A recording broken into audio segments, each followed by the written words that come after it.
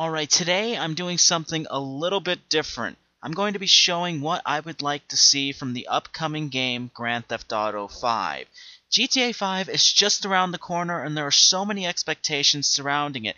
However, in order to do this, I need to go back to Grand Theft Auto 4. And the reason why I need to do this is because GTA 4, while a good game in its own right, it wasn't really as good as San Andreas, which was the most unfortunate part about the game. GTA 4 introduced things that were great ideas, but never brought them up to their true potential. 4 also eliminated a lot of things that were loved amongst fans, and throughout this video, I'm going to be telling all of you what I would like to see brought back, or things that I would like to see improved.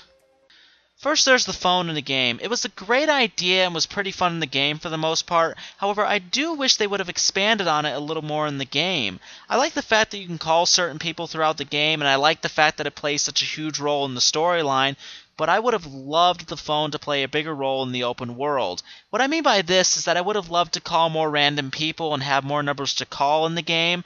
I think it would be cool to actually have a phone book in the game, and you can call all the numbers in the phone book. However, one part about the phone that I liked, and I hope it will come back for GTA 5, and that's calling the cops and making them show up to where you called them from. That's a great prank call.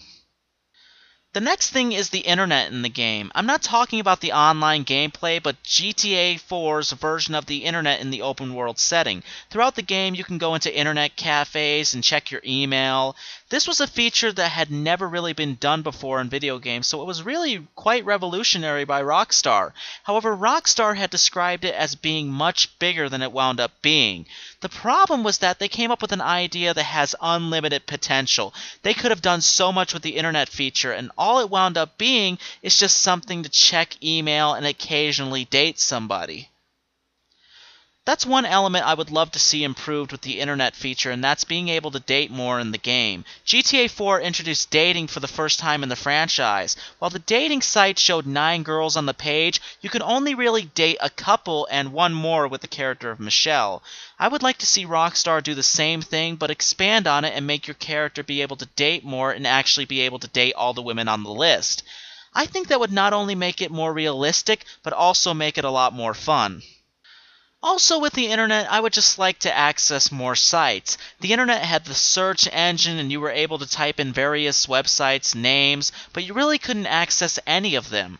I think a cool element would be to actually access real-life websites in the game. Since both 360 and the PS3 have online access anyways, I think it would be cool for GTA 5 to have access to actual internet sites, or just have a list of its own sites. It had a couple in GTA 4, but I think the list really needs to grow and become more fun and have more reason for being in the game. Another element is the side activities and the side missions. Those elements really seem to take a back seat in a way. The side activities like going bowling and going to shows and strip clubs were interesting, but were nothing special. This is the element of the game where Rockstar actually took away features from their previous game, San Andreas. San Andreas, in my opinion, is still the best open world game that exists today. It had all the elements to make it fun. It had a great storyline, great characters, but also had a great number of things you could do. You could get haircuts, tattoos, clothes, food, you could go to the gym, you could gain weight, fat, lose weight, and more. GTA 4 got rid of almost all of this and really only left in the clothes feature, which also got toned down from San Andreas as well. Also, one thing I hope improves is just the size of the city in general. I was a little disappointed when Rockstar changed the location of where GTA 5 would take place. Initially, they said it was going to take place in Las Venturas, which is GTA's version of Las Vegas, and I was really looking forward to playing the game in that city because of all the casinos and the possible fun that that city could provide. However, then they changed it to Los Santos, which is GTA's version of Los Angeles, and while I was a little worried about the change, I learned to deal with it. Rockstar has described GTA 5 as being their biggest open world game yet. However, I really hope that doesn't mean in scale and means what you can do in the open world, because one of the biggest problems with GTA 4 was that Liberty City was just so big and yet there was so little to do in the city when you were done with the story. The city's size was also problematic in the story because when you were in a mission, you would have to drive to a certain destination.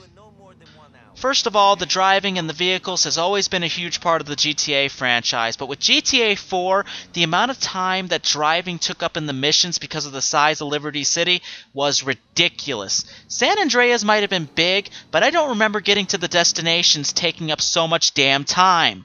Let's say in one mission you have to pick up somebody who's on the other side of the city. In San Andreas it might take you 5 minutes. In GTA 4, if you were going to the other side of the city, it would take you 10, 15, sometimes 20 minutes. I know they're trying to be realistic, but that's ridiculous. The last thing I'll talk about is the amount of accessible buildings and places you can go into. That was my biggest problem with GTA 4, and as I found out later on, a lot of other fans were pissed too. With earlier games like GTA 3, it was understandable, but when it got to San Andreas, there was so much you can go into, and considering the fact that it was on the PS2, just made it even more incredible. However, when Rockstar promoted GTA 4 at E3 a year before its release, they gave everyone the false impression that more things would be accessible in Liberty City and that it would be better than San Andreas. However, when we turned on the game and played all the way through and explored everything we could possibly explore, all we found out was that there was actually less places to explore than San Andreas. This element, I hope, gets fixed in GTA 5. I would love to see a game that's a legitimate open world, where you can explore almost everything. If Rockstar can pull it off, that would be awesome. With GTA 5, the way Rockstar is describing it, it might actually be true this time, and I really hope it is. Well everyone, that's it for now. Thank you so much for listening, and I will see you next time.